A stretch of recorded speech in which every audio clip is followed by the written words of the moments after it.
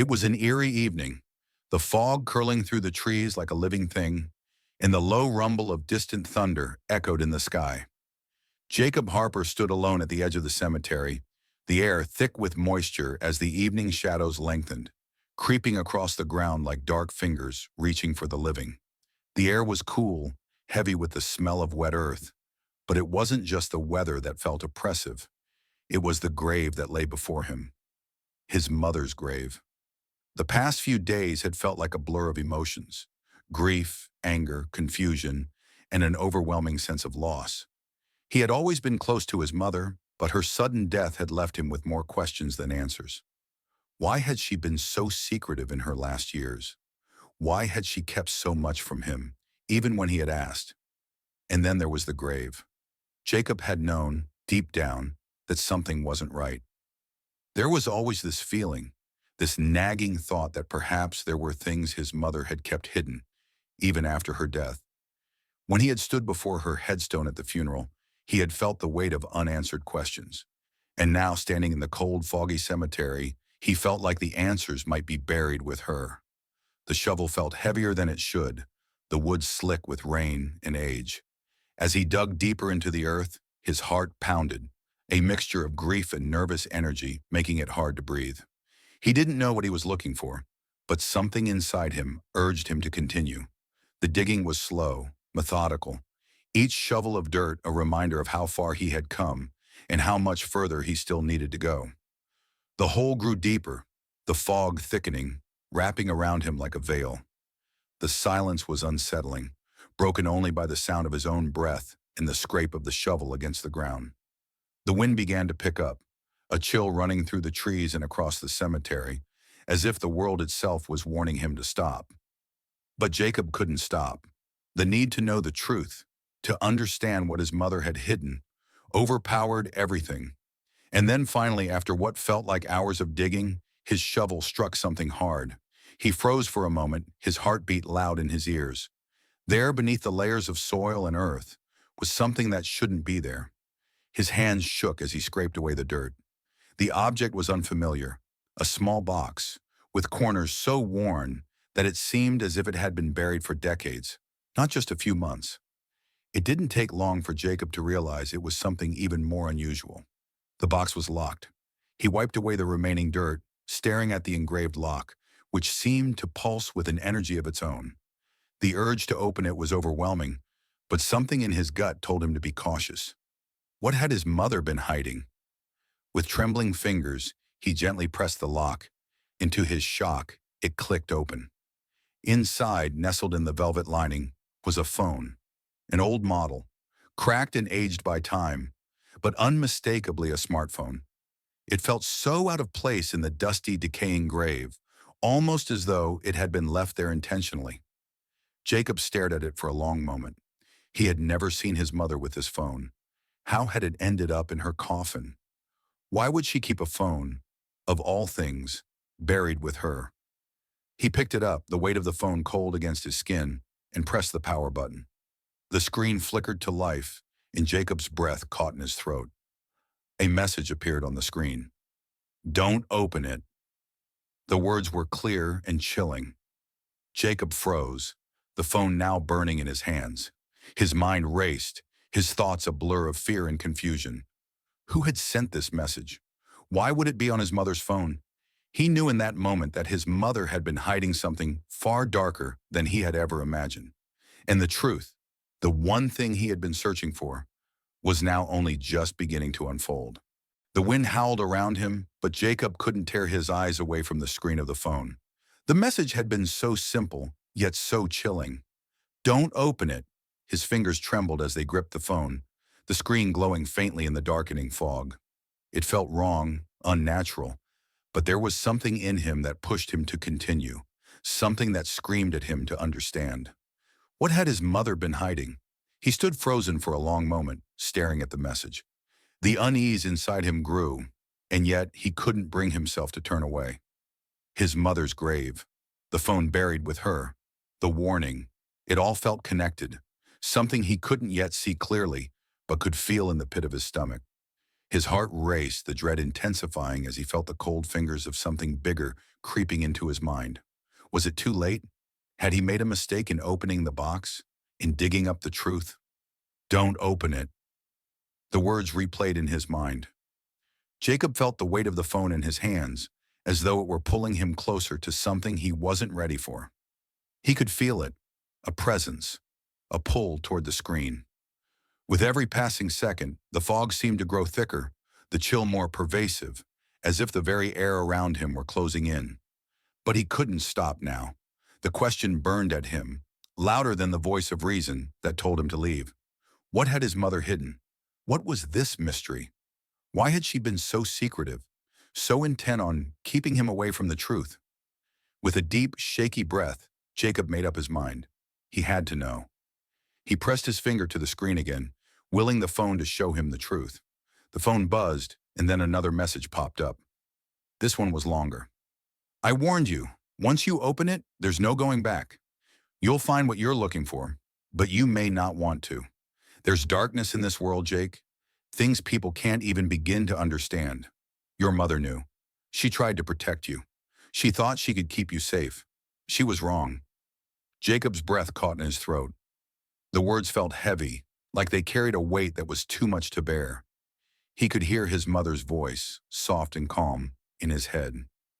She tried to protect you. But from what? What could be so dangerous, so horrifying, that she would leave behind a phone as a warning? And why bury it with her? His mind raced as the phone buzzed again. His heart was pounding in his chest as he saw another notification. He hesitated, but curiosity overwhelmed him, pushing him to unlock the message.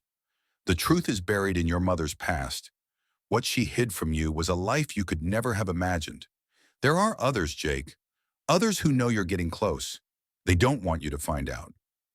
The last sentence sent a shock through his body. They don't want you to find out. He felt a chill in the pit of his stomach, as though a shadow had just passed over him, something sinister that was now following him, watching him. A loud crash echoed in the distance, making Jacob jump. He turned quickly, his breath quickening as he scanned the graveyard.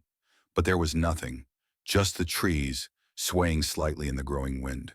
The phone buzzed again, and Jacob's heart skipped a beat. The message read, "Get out.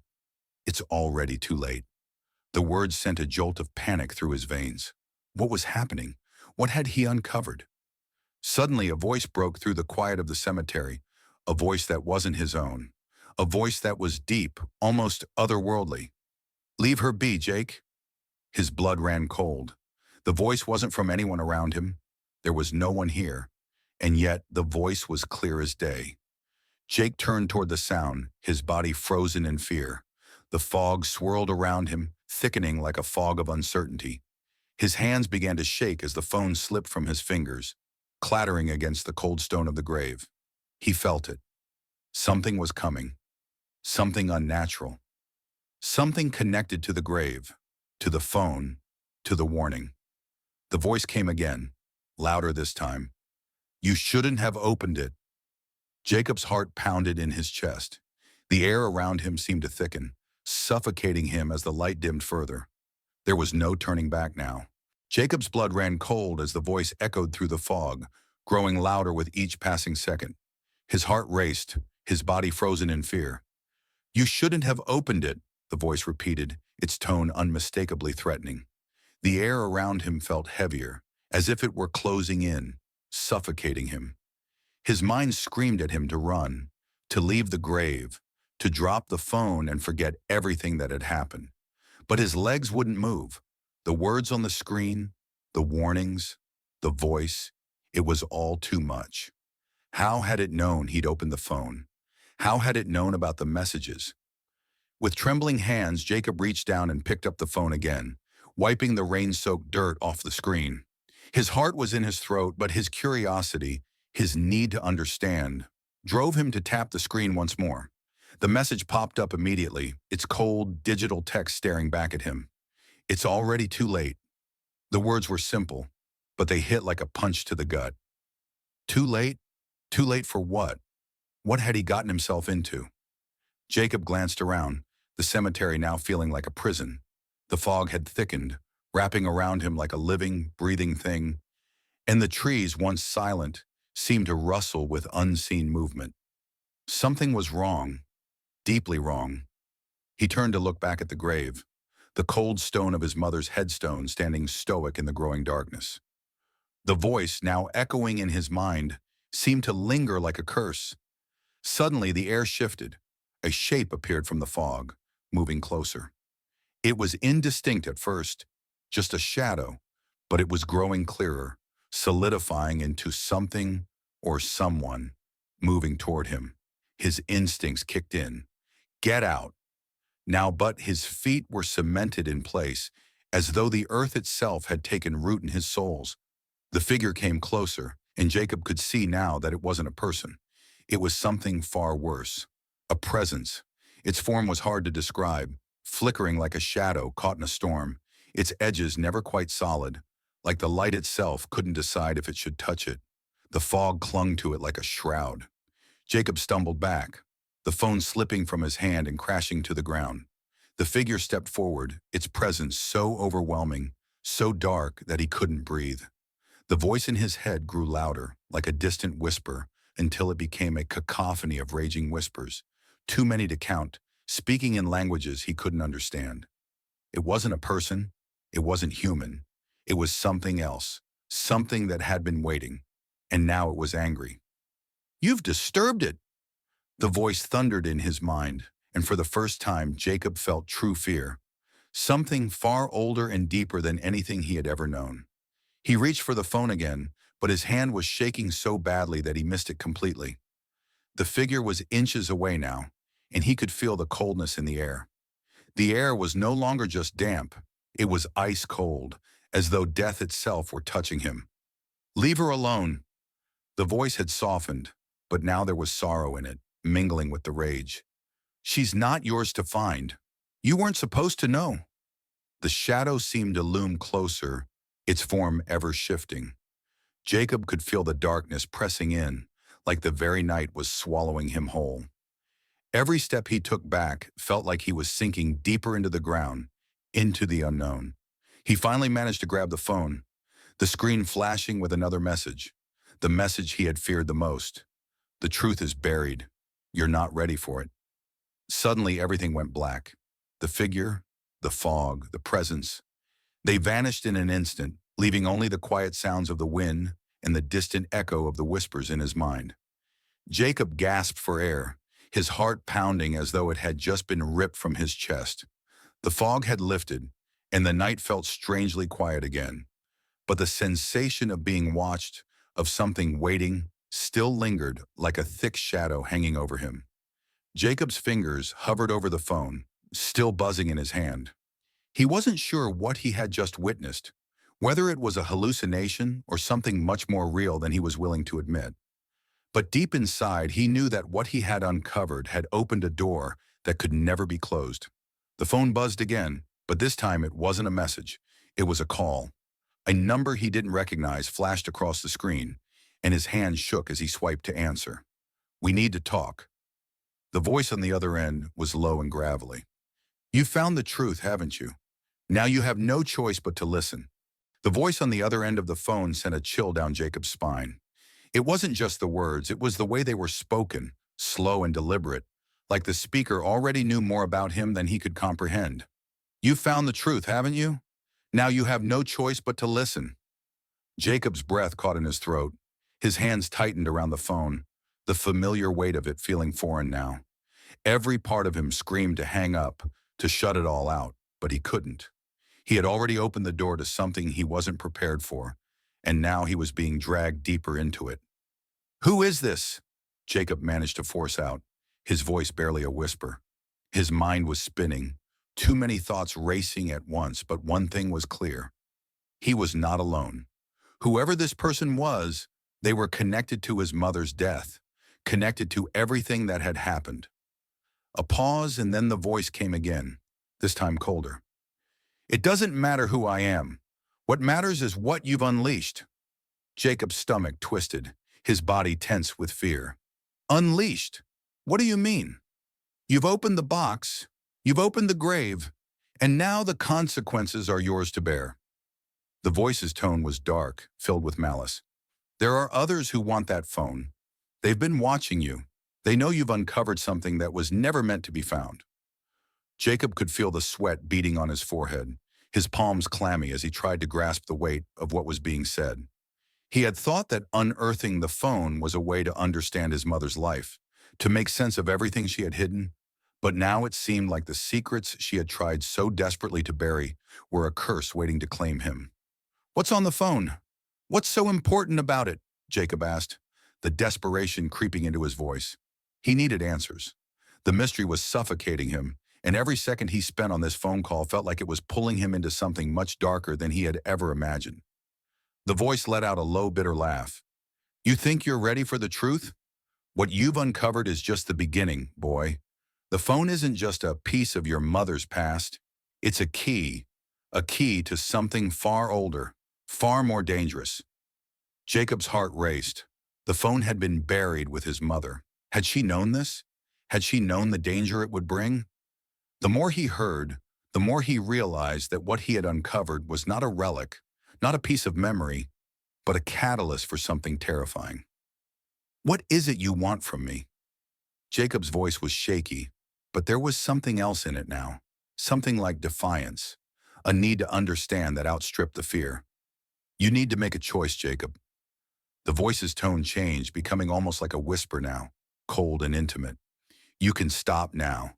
Walk away. Leave everything behind. Forget about the phone. Forget about your mother's past. It'll be like none of this ever happened." Jacob's fingers tightened on the phone, his pulse quickening. It was tempting to just walk away, to bury the phone and pretend it was all a nightmare. But deep down, he knew he couldn't. The truth had been exposed, and he wasn't about to turn his back on it now. "And if I don't?" Jacob asked, his voice a little steadier than before. There was a silence on the other end of the line. For a moment, Jacob thought the call had ended, but then the voice returned, lower, more menacing. "Then you'll regret it, Jacob. There are those who will stop at nothing to get that phone. People who have been hunting for it for years. You've just made yourself their target." Jacob's eyes darted around the graveyard. The fog had lifted somewhat, but the night still felt like it was closing in on him. He could almost hear the voice in his head now, whispering to him, urging him forward. What was he going to do? Who are they? What do they want? He was desperate for more answers, but the voice only gave him pieces, fragments of a larger, more terrifying story. The voice sighed deeply. "That's for you to find out, Jacob. But let me tell you this. You won't be safe again, not until you finish what you started. You've been chosen." The voice paused before adding, "And when they come for you, remember, you were warned." The phone went dead. Jacob stood in the cold, holding the phone in his hand, his breath coming out in heavy gasps. The weight of the conversation, the gravity of what he had just learned, pressed down on him. He had opened something, something that had been sealed away, and now there was no turning back. His mother's secrets, her hidden life, her warnings, everything had led to this moment. And as he looked at the phone in his hand, he knew that the darkness wasn't just something from the past. It was real, and it was coming for him. Jacob's mind was in turmoil as he stared at the phone in his hand, the heavy weight of the last conversation pressing on him like a vice. They were coming for him. The warning was clear, yet everything inside him fought against it. He couldn't back down now. The truth was buried too deep, and he had already gone too far to turn back. As the rain began to fall again, heavier this time, the sound of droplets hitting the ground around him felt like the ticking of a clock, a countdown. He stood there paralyzed for a moment, not knowing what to do next. Who were they? What exactly had his mother been involved in? What darkness had she kept from him? And more than that, why had it been so important to keep this phone hidden away, buried with her? His grandmother's face flashed in his mind. She had always been the one to tell him to keep his distance from the unknown, the mysterious, but now it seemed like his entire world had been turned upside down. What had his mother been trying to protect him from? And why hadn't she warned him of the danger he was now in? Shaking his head, Jacob wiped the rain from his face and turned toward his car. There was no time to waste. He had to find the answers, no matter how terrifying they might be. The phone in his hand buzzed again, startling him. "Look for the map. It's the only way out." The message was short, cryptic, but it was enough. Jacob had no idea what the map meant, but he knew that the phone, this piece of technology buried in his mother's grave, was the key to everything. His heart pounded in his chest as he opened the phone once more. The coordinates from earlier flashed across the screen, and he suddenly felt the weight of the decision before him. The map. This was the direction, the path he had to take. Without a second thought, he started the car and drove through the night, the dark roads lit only by his headlights. The more he thought about the phone, the more unsettling it became. There was a story hidden inside it, a horrifying truth that was somehow tied to his mother's past. But how much of it was he really prepared to face? The road twisted and turned, and the air around him seemed to grow colder, the fog thickening the deeper he drove. The coordinates led him out of town, past familiar streets and into unknown territory. The signs of civilization faded, replaced by dense trees and dark woods. He was nearing the spot marked on the phone, the place his mother had hidden for so long, the place she had kept him away from. The GPS beeped, guiding him onto a narrow dirt road that disappeared into the woods. Jacob's breath caught in his throat as he realized where it was taking him, the abandoned farmhouse from the coordinates. His pulse quickened. This was it. This was the place. The air was thick with tension as he parked the car and stepped out into the cold night. The house loomed before him, dark and silent. The trees seemed to whisper around him, as if the very land was holding its breath. He approached the house cautiously, his footsteps slow, deliberate. Every instinct told him to turn back, but there was no way to stop now. His mother's secrets, the threat from the voice, the eerie warnings, all of it had led him here. He wasn't just uncovering a family secret. He was walking into the heart of something much more sinister. As he reached the door, it creaked open without him touching it, a strange invitation, or perhaps a warning. His heart raced, but he stepped inside. The air was stagnant, heavy with the smell of decay. The room was dark, only lit by the faint glow of moonlight filtering through the cracks in the walls. And in the center of the room, an old wooden chest sat on the floor, covered in dust, as if untouched for decades. Jacob's hand shook as he approached it. The chest looked familiar, but he couldn't place it. He knew with a certainty that terrified him that this chest held the key to everything. He knelt down, heart pounding, and opened it. Inside, nestled in velvet lining, was an ancient-looking book, its cover worn and cracked. But what struck Jacob even more were the pages inside. They were written in a language he didn't recognize, filled with strange symbols and words that seemed to hum with energy. And then something caught his eye, a photograph placed carefully between the pages. It was faded, old, but the image was clear.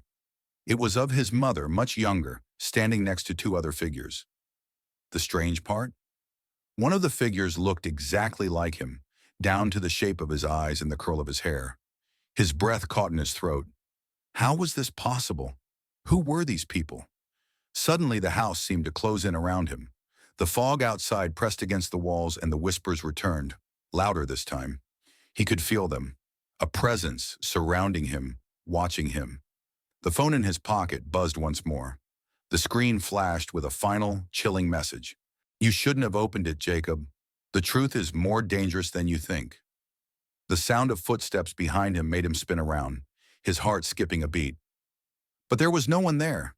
Jacob's mind raced. The truth was out, but it wasn't the relief he had hoped for. The danger was just beginning. Subscribe and press the bell icon so that you never miss the amazing video.